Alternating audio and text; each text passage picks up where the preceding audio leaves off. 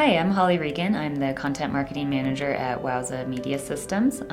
We recently published a really comprehensive resource to streaming for Facebook Live. It's the Wowza Ultimate Guide to Facebook Live Streaming. It really just outlines everything you could possibly want to know about going live on this platform if you're just getting started, whether you're an experienced broadcaster or if this is your first time ever doing online content. It has tips, tricks, best practices, things to avoid, the equipment that you might need to use, just really anything you need to know. So in this segment today, we're going to just talk about some of the best practices and some of the top things to avoid from this guide. The number one best practice to keep in mind when you're Facebook Live streaming is really think critically about why you're going live. If there isn't a compelling reason to go live, then don't do it. Just do a video on demand, do a recorded asset, and just post that on social later. Reasons why you'd want to go live, the number one is if you're having direct audience participation, directly engaging with those viewers on the platform, that's the best reason to do a live broadcast. So whether that's hosting a Q&A, just asking for feedback, if you're taking polls of your audience members, those are all really great reasons to have a live broadcast. Another thing to keep in mind when you're Facebook Live streaming is just to embrace imperfection. Part of the beauty of live is that it is kind of unplanned. You can go off the cuff. That can actually make your broadcast more engaging, more authentic, and just kind of provide that personalization for your viewers, putting a human face on your organization. So even if something goes wrong, and you can just kind of laugh about it on screen, that can be a good thing.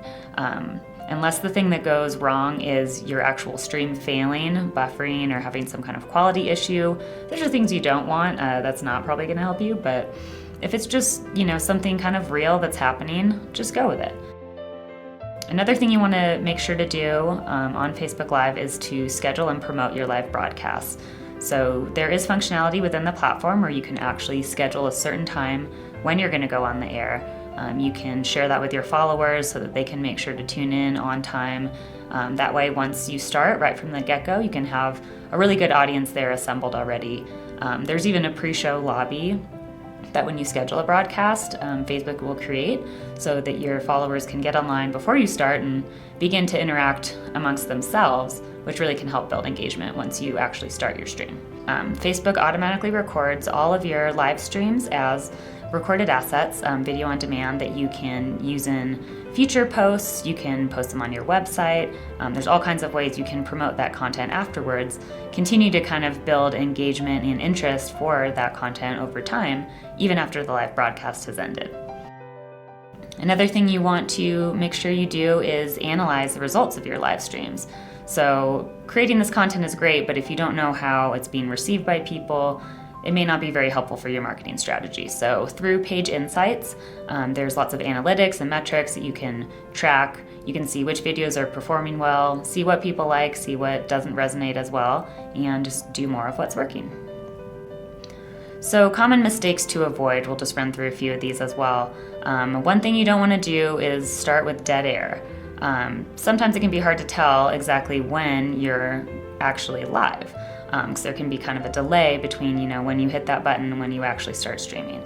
So to avoid that, you want to make sure that you use hardware that is integrated with the API.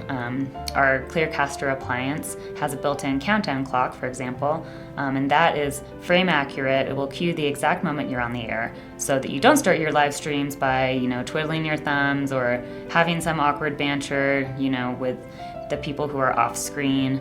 That's not a great way to engage your audience. You're going to lose people and they're probably going to click away. So you want to just make sure that you can go right into the action to really maximize that engagement.